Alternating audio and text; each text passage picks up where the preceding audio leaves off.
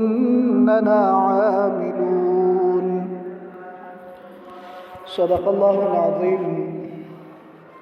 وبلغنا رسوله النبي الكريم ونحن على ذلك لمن الشاهدين والشاكرين والحمد لله رب العالمين. ډیر زیات محترم مسلمانان و اوریدونکو، د نبی کریم صلی الله علیه وسلم د سیرت النبی هغه سلسله زموږ روانه وه. په هغې کې موږ د دعوت عام چې کله ابتدا وشوه نو موږ په خپله تېره خطبه کې د هغې بیان کړی و، او کله چې نبی کریم صلی الله علیه وسلم دعوت عام ابتدا وکړه او د مکی مشرکانو ته د دې خبرې پته ولګېده چې د نبی کریم صلی الله علیه وسلم چې دا کم تحریک دی، تحریک اسلامی، اوس د دې مخنیوی ګران دی او دې ته ورځ په ورځ باندې وده میلاویږي او دا تحریک ورو غټیږي او د قوم اکثر خلک خصوصا نوجوانان چې دی نو هغه د نبی کریم صلی الله علیه وسلم په آواز باندې لبیک وایي او د نبی کریم صلی الله علیه وسلم مرسته اختیاروي. نو دا هغې دپاره هغې نبی کریم صلی الله علیه وسلم او د نبی علیه الصلاة والسلام ملګرو ته مختلف تکلیفونه رسول شروع کړه چې که چېرته په زور باندې کېږي او دا نبی کریم صلی الله علیه وسلم د دې اسلام او د دې توحید د دې دعوت نه په تکالیفو سره اړولی کېږي نو هغې د تکلیفونو ورکولو کوشش شروع کړو. ابتدایي داسې سیاسي انداز باندې وکړه د نبی کریم صلی الله علیه وسلم سره مصلحت کول وغوښتل چې په څه طریقه باندې زمونږ روغه وشي نو ښه به وي، ځکه هغې ته دا خبره معلومه شوې وه چې نبی کریم صلی الله علیه وسلم اوس یوازې نه دی او نبی کریم صلی الله علیه وسلم د مکی یو معزز خاندان سره هم تعلق ساتو، یو ډیر لوی خاندانی هغه سپورټ هم نبی کریم صلی الله علیه وسلم سره حاصلو، نو هغې نبی علیه الصلاة والسلام ته ضرر هم نشو رسولی، بل نه نبی کریم صلی الله علیه وسلم تره حضرت ابو طالب صاحب چې دا دغه وخت کې سن رسیده انسان و، په مکه کې مشر سړی و او دغه رنګې مشر ملک هم و، فیصلې به هم ده کولې، یو لوی سردار و، هغې مرسته هم د نبی کریم صلی الله علیه وسلم سره وه. نو د دې د وجې نه د خانداني هغه مرستې د وجې نه هغې نبی کریم صلی الله علیه وسلم ته اول ضرر ورکول چې دی نو دا مناسب ونه ګڼل. نو هغو نبی کریم صلی الله علیه وسلم پسې مختلف وفدونه ولیږل چې یاره دا لاړ شي او د نبی کریم صلی الله علیه وسلم سره زموږ پس خبره باندې روغه وشي او نبی کریم صلی الله علیه وسلم د توحید د دعوت نه چې دی نو قلار شي. اولنې چې کوم ملاقات د نبی کریم صلی الله علیه وسلم سره شوی دی په دې سلسله کې هغه د عتبه بن ربیعه د هغه شوی و چې یو ځل دی یو محفل کې ناست و خپل منځ کې مشوره وکړه، وی یاره د نبی کریم صلی الله علیه وسلم خو شاعر هم نه دی، ځکه دا خو د مکې خلک دا خو ټول شاعران، وی کاهن هم نه دی، دا خبرې هم مونږ اورېدلې دي دا د کاهنانو هم نه دي، لیونی هم نه دی، صحیح خبرې کوي. نو د دې سره اوس څه چل وکړو داسې چې دا نبی کریم صلی الله علیه وسلم خپل دعوت پرېږدي او دغه د بوتانو او د دې شرک چې دی نو زموږ سره په دې کې ملګرستیا وکړي. نو ټولو خلکو وویله چې یاره د عتبه بن ربیعه ته به ابوالولید ویله، وی د ولید پلاره ابوالولیده دا کار ته کولی شي او ته لاړ شو نبي علیه الصلاة والسلام سره زموږ د روغې کوشش وکړه بطور جرګه. هغه لاړ نبی کریم صلی الله علیه وسلم ته یې وویل وی وراره تا له یو خبرې نه راغلی. نبی علیه الصلاة والسلام ورته وفرمایل وی وایه جي اورم. هغه ورته ویل یاره وراره تا داسې کار شروع کړی د زموږ په دې قوم کې چې دا کار مخکې چا نه و کړی او ګوره زمونږ قوم دی یو بل سره جدا ک یو بل سره دی په جګړه ک ته دا کار لک پرېږده او وکستا مقصد مال حاصلولی په دې طریقه باندې نو مونږ مکه خلک به ټول راجم شو خپل مالونه براوالو تعالی به درکو ته به مونږ ټول نه مالدار سړی شي وکه سرداری دی خوخی استاد بادشاہت اعلان به وکړو یو فیصله هم استاد حکم نه بغیر نه کیږي او وکه خسته شان جنې او دغه شانتی د واده اراده دي نو ته صرف په خزلاس د مونږ بتاله چي دینو د هغه جنې به مونږ ته واده کو نبی کریم صلی الله علیه وسلم ته نور هم دغه شانتی لالچونه ورکړه کله چې دغه خبره ختمه شو نبی کریم صلی الله علیه وسلم ورته ویل او فرمایل و ابو الولید ستا خبره ختمه شو یا اوج و زما جواب اوري بالکل اورم نو نبی کریم صلی الله علیه وسلم د عتبه ابن ربیعه د سورته حامیم السجده د دې تلاوت شروع کو چې حامیم تنزل من الرحمن الرحیم دا په 33مه سپاره کې سورت نمبر 41 دا په هغه سورت حامیم السجده ورته وای و دغه تلاوت ورته نبی کریم صلی الله علیه وسلم په جواب کې شروع نو یو روایت کې دا راځي چې کله سجده ته آیت نمبر 38 ته نبی کریم صلی الله علیه وسلم ورسېدو بس عتبه ابن ربیعه ورته ویل بس کوراره او بل روایت کې دا راځي چې آیت نمبر 13 ته چې کله نبی کریم صلی الله علیه وسلم را ورسېدو چې فإن أعرضوا فقل أنذرتكم صاعقة مثل صاعقة عاد وثمود وکه چرته تاسو د اسلام او توحید قبول نکړو نو پتا سو باندې بداسي عذابونه راشي لکه په عاد او ثمود باندې چراغلي بس عتبه ابن ربيعه ډایرک د نبی کریم صلی الله علیه وسلم په خپل باندې لاس کې خودو به وراره نور مو او هغه په دې خبره پوهیو چې نبی علیہ الصلوۃ والسلام کوم خبره کوي نو دا ټیک کوي بیا په روایتو کې دا سم راځي ما ځکه د نبی کریم صلی الله علیه وسلم په خپل باندې لاس کې خودو داسې نه چرته د عاد او عادیانو د سمودیانو په شان عذاب زمون په قوم باندې را نشي و عتبه ابن ربيعه چې کله واپس خپل قوم ته روانو د خلک منتظر چې سړی جرګې لته دي ډیر لوی ملک دی الته به ستې جوړ کړي نو دې چې روانو د رنگ بدل شو دې چې څنګه را ورسېدو هغه ملګر ورته ویل ابو جهل له دې خلکو چې ابو الولید په کم رنگ او کم شکل سره چې د نبی کریم صلی الله علیه وسلم ملاقات لته وینو هغه شکل او هغه رنگ نه نو پتا کی وتا باندې د نبی کریم صلی الله علیه وسلم هغه خبر ته صرف محمد ویله وتا باندې دا جادو اثر وک عتبه ابن ربيعه ورته ویله و ما چې داغه کم کلام واوري ودا د مخلوق کلام نه دی ودا نه د کاهنانو خبرې دي نه د جادوګرو خبرې دي او نه اشعار دي ودا د مخلوق کلام نه دی بیا دا غرنګ یو بل وفد جوړ شو هغه کې بیا ډیر شه مشران د مکه د مشرکانو او سرداران دا شامل شو ابو جهل او داس نور خلکو هغه لاړلو نبی کریم صلی الله علیه وسلم ته هم دغه مطالبات پیش کړل کمالدار کېدل غواړي مال برا جمع کتاب ټول نه مالدار سړی شي که سرداری غواړي او زموږ مشر بشي ستانه بغیر به موږ فیصله نکو او که خسته جنې سره واده کول غواړي بس تلاس ده نبی کریم صلی الله علیه وسلم اغه تم ویلا چې یاره زه د الله تعالی پیغمبر او رسول یم زه تاسو د الله تعالی د عذاب نه يروم او تاسو توحید قبول کړئ په هغه ټیم کې چې دینو دی پاسې در بیا یو بل دغه شانتي وفد د دی راغه نبی کریم صلی الله علیه وسلم ته بیا دیو چې دینو دغه مطالبات پیش کړو نبی کریم صلی الله علیه وسلم ورته توحید دعوت ورک داغه نه بعد چې دینو دیو په دغه طریقه د جرګې طریقه ناکام شو نو دیو ویل چې وسره د دباو اچولو او دا تکلیف در رسولو موقع ده نو نبی کریم صلی الله علیه وسلم سره د ټولو نزيات ولاړ چې دینو په خپل خاندان کې د ابو طالب سیبو نو دیو د ټولو ناول په ابو طالب سیب باندې دباو اچولو کوشش وکړ و دغه رنګ سو سرداران رااله ابو طالب ته ویل استاد اوراره چې د زمون په قوم کې فتنه چولې ده زمونږ قوم کې به اتفاقی پیدا کړي ده او ته د توای چې ګوره قلار شي ابو طالب سره مشر سره او د قوم مشر سردار خبرو چل ورتلو هغه ورته خوږی خبري وکړي او دا وفد سک دی رخصت دوباره بیا د څه چل وشو چې ابو جهل دا دغه وکړو اراده وکړه چې زه نبی کریم صلی الله علیه وسلم شهید کوم چې بس دا قصه ختم شي.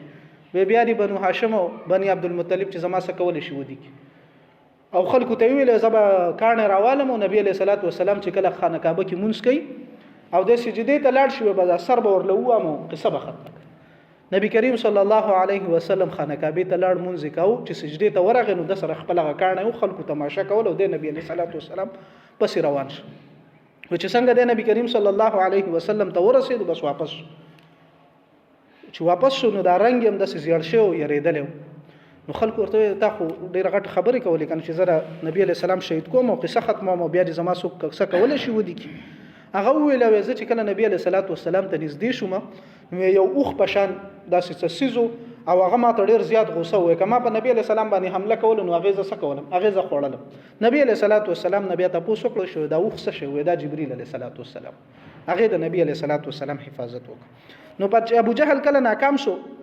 بیا بل وفات شیدنو د ابو طالب سره بللاړ او ابو طالب سره ته بیا ویل چې ستاد اوراره چې دینو د قلار کده زمونږ معبودانو پسې کنځلي کوي او بدرت پسې وای. نبی علیہ السلام کنځلي نه کول خو سره په دومره ویله چې دا بوتان چې دینو دا څه نشي کولای تاسو لا اله الا الله وای. خو هغه به دې خبرو ته د کنځلو شکل ورک هغه پسې لاړ او ستاد اوراره زمونږ په دې قوم کې به اتفاقی راولي. ابو طالب سره سکسان نبی علیہ الصلوۃ والسلام پسې ولېګل او رااله نبی علیہ الصلوۃ والسلام ته ویل اوراره د دې قوم مشران دا وایي چې د خپل دعوت نه قلار شي. نبی کریم صلی الله علیه وسلم هغه ټیم کې ترته ویل هغه خلکو ته کافر ته ویل بیا وکتاسو دا یو زما په یو لاس کې د انور کې دی او بل لاس کې سپوږمۍ کې دی نو زه دا دعوت نه پرېدم. نو په دغه ځل باندې دا وفد بیا روان شو. په بیا دا وفد راغه خپل منځ کې مشوره وکړه د کفارو چې یاره د ابو طالب سره سروغه جوړه پکار ده او دا د هغه وخت بیا و چې کله ابو طالب صاحب دسي بیمار شوی او وفات ته نږدې وختو وی خلک به بیا را پس خبرې کوي چې کله تر ژوند دی او ابو طالب صاحب ژوند دی نو چا ورته سویل نه شو او اوس چې هغه وفات شو نو تاسو اله تکړه شوي نبی علیہ الصلوۃ والسلام ته وېزو او د ابو طالب صاحب سره یو ځل بیا چې دینو دغه کو سروغه ور سره کو دیو بیا لاړو د قشان خبري بیا وکړه ابو طالب صاحب ته ویل چې د خپل وراره چې دینو دا زمونږ نه قلار کو په اخیری ځل باندې دی یو بل تجویز پیش کړ وی نبی علیہ الصلوۃ والسلام د زمونږ دین پسې سنوي او مونږ به د دین ته چې دینو سنوي. نبی علیہ الصلوۃ والسلام ورته فرمایل وینا دا خبره نه بیا یو ځل بیا وفات تل د ابو طالب صاحب پسې هغه کې بیا دی دا مطالبه وکړه چې یاره نبی علیہ الصلوۃ والسلام به یو کال زمونږ د معبودانو عبادت کوي یو کال به مونږ د الله تعالی عبادت په هغه باندې سورۃ الکافرون نازل شو. نبی علیہ الصلوۃ والسلام ته الله حکم وکړ. نبی علیہ الصلوۃ والسلام روایتو کې داسې راځي چې هغه ته ویل لک صبر وکړي چې د الله تعالی طرف نه ماته صحیح هدایت را نازلېږي نو دا سورۃ الکافرون نازل شو. الله تعالی طرف نه دا هدایت رااله. نبی علیہ الصلوۃ والسلام ته ویل د کافر ته وایا چې تاسو د څه عبادت کوئ د دې ز عبادت نه کوم او زه چې د څه عبادت کوم دا تاسو نه کوئ او زما خپل دین تاسو خپل دین. دا سورۃ الکافرون چې دینو دا بیا علما کرام بعضی فرمای چې دا په آیات الجهاد پاغي سره بیا منسوخ شوی دی ښا اوس به کافر سره جنگ کیږي او د جنگ په زور باندې با د توحید کلمه چې دینو د دې سربلندي بکول پکاري. بیا یو ځل د چل وشو چې دغه وفد چې کله بیا راغی ابو طالب صاحب ته بالکل په آخري وخت کې او د آخري وفد د دینه بعد بیا څوک نه دی راغلی. هغه رالو ابو طالب صاحب ته ویل وې د عماره یو الکو د ولید ابن مغیره زوی او ډیر خسته ځوانو وته دې چل وکړه چې د نبی علی السلام سره په دې بدل کا و نبی علی السلام هم خسته ځوان دی تدام الک دی او تکړه ځوان دی دا بستا زوی شي او ته نبی علی السلام مونږ ته والکه چې مونږ دې شهید کو نو زمونږ بم کارو شو استاد بم کارو شي پاغي ورته ابو طالب صاحب ډیر سخت غوسه شو او ورته ویل تاسو ما سره ډیره بد سودا وکړو سخت الفاظ دی ته ویل او دی ولېګل. بیا دا چې چل وشو چې یو ځل نبی کریم صلی الله علیه وسلم دا چې چرته بتلو ونه ابو طالب صاحب تاسو کو د نبی علیہ السلام ونیشته. ابو طالب صاحب دا شک راغی چې د ابو جهل دل چرته نبی علیہ السلام شهید کړی دی و ډایرک بنو عبد المطلب بنی المطلب کم چې د هاشم صاحب ورورو دا غي خاندان او بنی هاشم دا ټول راجمع کړه او الکانو ته ویل خطیس تیس خنجر ځان سره واخلي او صادر ځان نتاوي کوي او ابو الحنزلیه د ابو جهل بل کنیتو وزو او د دې چې کمزې کې کم په کعبه کې په کمزې کې ناستو بس چې کم خلکو سره دا ټول مړه کوي ابو طالب صاحب دی ته ویل ودا غرنګي ابو طالب سره د خلک روان شو एकदम په لار کې د زید ابن حارثه رضی الله تعالی عنہ سره ملاقات وشو هغه ورته ویل نبی علیہ الصلوۃ والسلام په خیریت باندې په سباله اقزوانان ټول ابو طالب صاحب راجمه کړه ولاړه او چې کوم ځای کې په خانه کعبه کې ابو جهل ناستو هغه ته ویل پرون ما سې اراده کړو تاسو ته پته شته هغه ویني چې پرون زما ور ورک شو لسی ونه مونږ ته خبر را زمونږ دا شک راغی چې تاسو چرته شهید کړی دی او غالکان ته صادر لري کوي هغه چې څنګه صادر لري کړي اصله ور سره ودا مې ټول تاسو پسې دا کړی وکه زما وراره ته چا نقصان ورساو کنه وي یوم ژوند نه پرې بس په دغه باندې ټول خلک وېره د ټولو نه زیات چې دینو حوصله د ابو جهل خراب شو چې اوس خو ابو طالب صاحب زمونږ سره په دې باندې هیڅ کمپرومایز نه کوي او ابو طالب صاحب د نبی کریم صلی الله علیه وسلم خکارم رسته چې دینو په دغه وخت کې بیا شروع د دې نه بعد چې کله په دې تکلیفاتو سره ونه شو دوی د نبی کریم صلی الله علیه وسلم سره ډیر ذلیل حرکات شروع کړل او ډیر بیکاره کارونه شروع کړل د نبی کریم صلی الله علیه وسلم یو زوی حضرت عبد الله د نبی علیہ الصلوۃ والسلام مشر زوی قاسم هغه وفات شو په وړوکوالي کې نبی علیہ الصلوۃ والسلام د هغه په کنیت باندې مشهور نبی علیہ الصلوۃ والسلام ته خلکو ابو القاسم ویله د دینه بعد حضرت عبد الله سیبو دیم چې کله وشو د کله وفات شو په وړوکتوب کې وفات شوه دی نو په ځای د دې چې خاندان والو خلکو د نبی علیہ الصلوۃ والسلام سره غمرازي کړې وي و دوی ډیر زیات خوشاله شو او د قرنګي عاص ابن وائل په نوم باندې یو سړیو و هغه راغی خلکو ته ویل و ان محمدا ابتر لا ابن له يقوم مقامه بعد فاذا مات انقطع ذكره واسترحتم منه و یقینا محمد صلی الله علیه وسلم ابتر شو دا ابتر معنی دا چې د کم سیس جړی کټ شي او زمونږ پښتانه ورته میراث وایي د دې نارینه اولاد ختم شو لا ابن له و د خو بچی لکان زامن نشته يقوم مقامه بعد چې د په ځای باندې بیا د وفات نه ودرېږي او د دین چې دنو دا قائم پاتې فاذا مات انقطع ذكره واسترحتم منه وکله چې نبی علیہ الصلوۃ والسلام وفات شي نو د دې ذکر به ختم شي او د تاسو به هم آرام بیا مو ډېر زیاته خوشحالي وکړه په دغه کې دغه شان جمله عاص ابن وائل ویلی وی ابو جهل ویلی وی او عقبه ابن ابي معيط هم ویلی وی ابو لهب ته چې کله پته د نبی علیہ السلام زوی حضرت عبد الله وفات شو نو دته پته ولګی نو دې سار ډیر په خوشحالي باندې راغې او خلکو ته ویل بتر محمد الليله نبی علیہ الصلوۃ والسلام پرون شپه د پښتنو په جبه کې ورته میراث وای نو زبم دغه شان معنی وکم چې محمد صلی الله علیه وسلم بیګا شپه میراث شوی و دا غي نارینه اولاد نه دی پاتې او د مرګ نه بعد با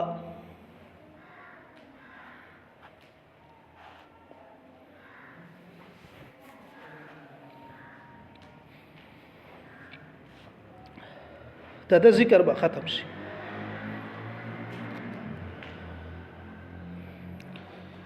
نبی کریم صلی الله علیه وسلم د تسلی د پاره الله تعالی سورۃ کوثر ان اعطیناک الکوثر نازل کو او هغه کې دا ویل شو چې ان اعطیناک الکوثر فصل لربک وانحر ان شانئک هو الابتر نبی علیہ الصلوۃ والسلام تعالی فرمایل په تثبتور تسلی وستا دشمن چې کم دینو دا ټول ابترام شو او دغه خلک پیرات شو او دا یو داسې پیشنګوئی و چې دا بیا اخره کې ثابت هم شوخه تاسو باندې سبا په دې خلکو کې تاسو تاریخ ولټوي نو څوک بزان ته سید وای سیدان شته کنه اوس په پښتنو کې هم شته او عرب او عجم سیدانو نه ډکه څوک بزان ته عثماني وای د حضرت عثمان رضی الله تعالی عنہ چې کوم خاندان دی غزان ته سوای چې کوم د انصار سره د چا نسب سلسله نسب لګي غزان سره انصاری لیکي د چا قریش ترسي غزان ته سوای قریشی وای د غرنګي څوک ځان ته هاشمي وای د نبی کریم صلی الله علیه وسلم مرسته چې چا کړي د داغو نمونه سړي هغه وسم خلک چې چاته پته ولګي چې زما خاندان داغو سره لګي نو اغیزان ته دغه نمونه عباسی او علوی او دا ډېر د فخر نمونه دي خو تاسو چرته وس اوریدلی دي دا کم خلک د دې عاص ابن وائل د دې خاندان تاسو ته پته شته چې څوک شته د عقبه ابن ابي معيط د خاندان خلک تاسو ته پته شته چې په دې دنیا کې څوک شته یا د غرنګ د ابو لهب څوک بچي تاسو ته معلوم دي چې چا ځان ته ابو لهب ویلې دي یا ابو جهل چا ځان ته ویلې دي کچا ته پته وم لګي کنه چې زه د ابو جهل زوی یم هغه خپل ځان ته د لیکلې شي چې یاره جزه ما خاندان چا سره لګي ابو جهل سره لګي هغه چا په دنیا کې اوس داسې خلک نه دی پاتې چې کم از کم دغه څلورو کسانو تر هغه خاندان چې دین ورس او د نبی علیه الصلاۃ والسلام خاندان چې نبی علیه الصلاۃ والسلام سره مرسته کړي دغه خلکو خاندانونه اوسم چې د چا ورته رسی او رسی هم نه مونږ په خپل ځان سره سنوم دو محمدینوم څوک ځان سره کیدی څوک ځان سره فاروقی کیدی دا ولی دا د الله تعالی چې د نبی کریم صلی الله علیه وسلم ته تسلیم ورکړه او ورسره د ډیره لوی پیشنګوئی هم چې نبی کریم صلی الله علیه وسلم له الله تعالی نارینه اولاد خو ژوندې پاتې نشو په واشنطوب کې وفات شو خدا غیل الله تعالی داسې روحاني اولاد ورکړ او روحاني ملګری ول الله تعالی ورکړه چې وسه پوری د نبی کریم صلی الله علیه وسلم دین باقی دی او د قیامت پوری به باقی د قرانګي هغه بیا نور تکلیفاتو کې قران کریم به چې کله نبی علیہ الصلوۃ والسلام تلاوت کاو نو هغه کې به شور کاو کله چې نبی علیہ الصلوۃ والسلام ته پته ولګیدا چې دا خلکو شور کوي نو قران کې آیات نازل شخه چې ولا تجهر بصلاتك ولا تخافت بها وابتغ بين ذلك سبيلا ابتدا کې به نبی کریم صلی الله علیه وسلم ډیر تیز تلاوت کاو الله تعالی ورته ویل دومره تیز یم مکه چې داخله کې واوري او تا تلاوت خراب کی او دومره سلو یم مکه چې ستاره ملګری بیا ناوري وي تلک په مزه باندې تلاوت کاو د غرنګي فضل بحثونه به مسلمانانو سره کول د مسلمانانو تصحیح او تذلیل به کاو ثقافتي پروګرامونه چې کله به نبی علیہ الصلوۃ والسلام قران ویلو دیو بالته کې د غانو بجانو داغي پروګرام کاو د غرنګي دروغ به ویلا او چې کله به حج او عمره له خلک راتلنو دیو باول مخکې شو او نبی کریم صلی الله علیه وسلم نو خلکو ته ویل دلته وسړی د صاحب شوی دی چا به ویل ونه دی چا به سویله و داغه خواله ورنشي خلکو پزلونو کې به دا خبر رااله چې یاره نبی علیہ السلام خواله نو اکثر خلک بیا نبی علیہ الصلوۃ والسلام سره ملاو شو او دا غینه بعد هغه اسلام راوړل دي په دې کې بیا د دینه بعد د مکینه بهرون د اسلام دعوت خور شو عمر الدوسی رضی الله تعالی عنہ د قرنګ ابو ذر غفاری رضی الله تعالی عنہ د ډیر لوی واقعیات دی او داسې نور ډیر صحابه کرام چې هغه د مکینه بهر خلک او هغه مسلمانان شو خپل په خاندانونو کې دعوت ورک او ډیر شي خلک چې دنه د بیا مسلمانان شو دی بیا اخیره هر بدا وکړه چې کمزوري خلک پکې کمو په غلامان پاغي باندې دی بیا تکلیفات شروع کړه هغه ته تکلیف رسول شروع کړه حضرت ابوبکر صدیق رضی الله تعالی عنہ بیا غلامان اغستل او آزادول به حضرت بلال رضی الله تعالی عنہ هم پاغي کې شامل او داغي واقعیت ډیر زیات مشهور دي او ډیر زیات دي تاریخ داغي نه ډک نو دا د نبی کریم صلی الله علیه وسلم په دعوت عام کې چې کم تکلیفات او هغه موږ په دې خطبه کې ذکر کړه او ان شاء الله تعالی اینده سورت به بیا په نور جمعه کې وایو پرون داسې چل شوی دی چې په د غزه د فلسطین مسلمانانو جنگ بندیوم شوی دا تقریبا د جنگ کې 44000 خلک شهیدان شو او د سره د ډاکټر فوزیه صدیق د ډاکټر رافیا صدیقی دا غخور هغه امریکای ته تللی دی د امریکای قانون دا دی چې کم صدر رخصتیږي نو دا بیا د دوباره د صدر کېدو امکان نه نو د صدر ته دا اختیاري چې هغه کم مجرمان معاف کول او غواړي معاف کول شي نو جو بایدن چې دنو ان قریب هغه به اوس ختميږي نو دا ډاکټر رافیا صدیقی دا غیر خور فوزیه صدیقی چې کوم وکیل د کلای سمیت او د شانت نور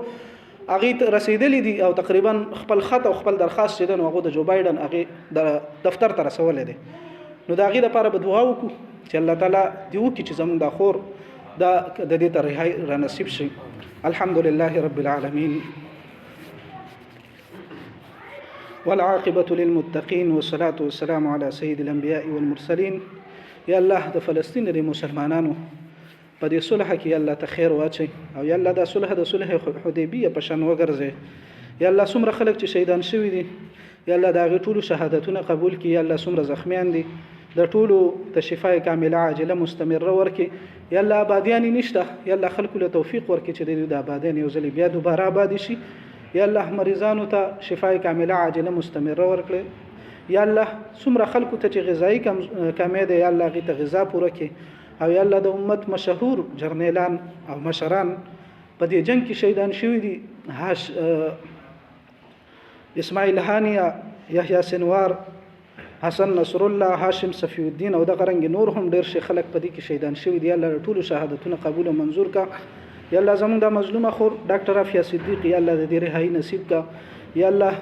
د دې رهایی د لپاره چې څومره اسباب کیږي یا الله غ نصیب کا. یا الله دې کې چې څوک کوششونه کوي یا الله توفیق ورلور کا او یا الله هغه ته پوره بدلی ورکا. وصلی الله تعالی علی خیر خلقه محمد و آله و اصحابه اجمعین برحمتک یا ارحم الراحمین.